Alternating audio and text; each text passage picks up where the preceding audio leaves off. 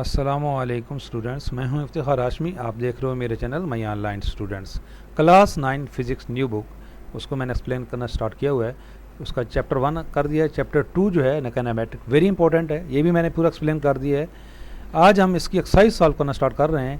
तो इसके 3 सेक्शन हैं, सेक्शन ए, सेक्शन बी और सेक्शन सी। सेक्शन ए जो है ये MCQs हैं। तो ये 8 MCQs हैं।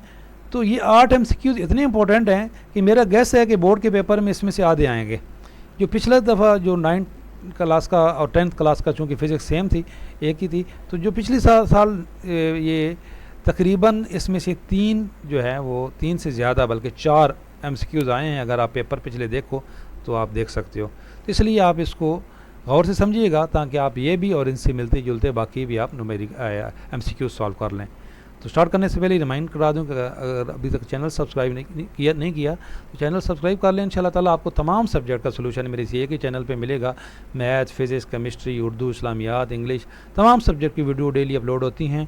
तो आपको इंशाल्लाह ताला ये सहूलत मिलती रहेगी। तो जो MCQ नंबर 1 है, scalar quantities have dash and suitable unit. Scalar quantities कौन सी होती हैं? जिनके अंदर मैग्नीट्यूड की ज़रूरत होती है, डायरेक्शन की ज़रूरत नहीं होती। तो इसलिए सिर्फ इसमें मैग्नीट्यूड की ज़रूरत है। तो स्केलर क्वांटिटीज़ हैव डैश, सिर्फ इसमें क्या आएगा? मैग्नीट्यूड आएगा।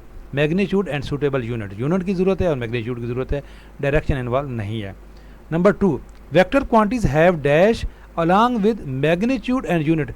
इस पूरी को पढ़िएगा। बाज़ बच्चे जल्दी से क्या लगा देंगे इसमें कि जी इसमें मैग्नीट्यूड की भी ज़रूरत है, डायरेक्शन की भी ज़रूरत है, तो बोथ ए एंड बी।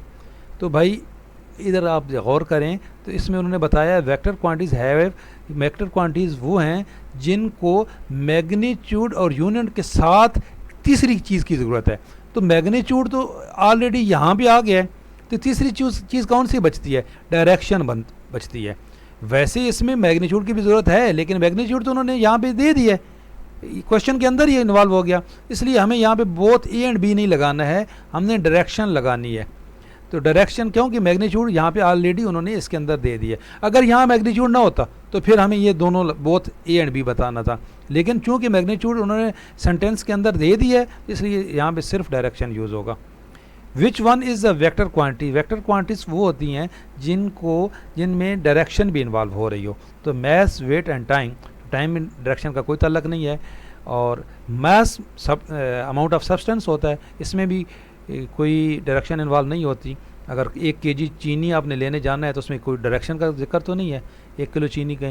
तो वेट जो है ये इसकी यूनिट न्यूटन होती है और ये सेंटर ऑफ ग्रेविटी की तरफ इसकी डायरेक्शन होती है। तो इसलिए ये अब वेट होता क्या है? वेट और मास में फ़र्क यही है कि मास जो है ये अमाउंट ऑफ सब्सटेंस है और वेट है कि कितनी सेंटर ऑफ ग्रेविटी एक्ट कर रही है किसी भी जिस्म के ऊपर। तो इसलिए ये इसका जो राइट आंसर है वो वेट है। Which one is the scalar quantity? तो स्केलर क्वांटिटीज़ वो हैं जिसमें डायरेक्शन इन्वॉल्व नहीं है। तो देखें वेलोसिटी में भी डायरेक्शन इन्वॉल्व होती है। वेलोसिटी और स्पीड का फ़र्क ही यही है कि स्पीड में डायरेक्शन इन्वॉल्व नहीं होती। स्पीड स्केलर क्वांटिटी है लेकिन वेलोसिटी वेक्टर क्वांटिटी है। फोर्स यूनिट न्यूटन है और फोर्स जो है किसी सिमत में लगती है। हमेशा पुल कर रहे हो, पुश कर रहे हो, तो ये किसी सिमत में लग रही है। चाहे आप किसी चीज़ को खींच रहे हो कहीं, तो ये फोर्स में भी डायरेक्शन इन्वॉल्व हो रही है। तो फोर्स भी एक वेक्टर क्वांटिटी है। लेकिन टाइम जो है, टाइम में डायरेक्शन का कोई ताल्लुक नहीं है, तो टाइम स्केलर क्वांटिटी है। Distance is the quantity. Distance कौन सी क्वांटिटी है? डिस्टेंस एक स्केलर क्वांटिटी है। डिस्टेंस और डिस्प्लेस में डिस्प्लेट में भी फ़र्क यही होता है कि इसमें आपने जो स्केलर क्वांटिटी है वो डिस्टेंस है, डिस्टेंस में डायरेक्शन इन्वॉल्व नहीं होती। व्हाट इज़ ऐसा यूनिट ऑफ एक्सेलरेशन? एक्सेलरेशन की ऐसा यूनिट क्या है? एक्सेलरेशन जो है उसकी यूनिट है मीटर पर सेकंड स्क्वायर। मीटर पर सेकंड जो है ये स्पीड और वेलोसिटी की यूनिट है। अगर ऊपर स्क्वायर आ जाए, इसको ms-2 नहीं पढ़ना है, इसको क्या पढ़ना है? मीटर पर second square. What is the ऐसा यूनिट ऑफ वेलोसिटी? तो वेलोसिटी की मैंने यहाँ ये बताया कि ये वेलोसिटी क्या है, तो यहाँ पे आप वेलोसिटी पूछा गया है तो वेलोसिटी की यूनिट क्या आएगी? मीटर पर सेकंड। और shortest distance between 2 point is called shortest distance है तो वो डिस्प्लेसमेंट है। डिस्प्लेसमेंट में और डिस्टेंस में फ़र्क ही यही है कि डिस्टेंस टोटल कवर्ड डिस्टेंस होता है, और कवर्ड एरिया जितना भी आप एक ए से बी तक आप कहीं से भी घूम के जाओ तो वो डिस्टेंस होगा, लेकिन जो उसका शॉर्टेस्ट वे होगा, जो उसका उर्दू में जिसको हटाओ कहते हैं, वो डिस्प्लेसमेंट है। तो डिस्प्लेसमेंट और डिस्टेंस का डिफरेंस भी आता है। इसमें दो डिफरेंस भी बड़े कई दफ़ा पूछे जाते हैं, difference between distance and displacement and difference between mass and weight. तो अब इससे रिलेटेड कोई भी एमसीक्यूज़ आएँ तो उम्मीद है आप कर लोगे। तो देखते रहिएगा, लाइक कीजिएगा, शेयर कीजिएगा। अगली जो वीडियो होगी उसमें इंशाल्लाह ताला सेक्शन बी जो है, ये मैं इंशाल्लाह आपको इसके नोट्स भी दूंगा और इसको सॉल्व कराऊंगा।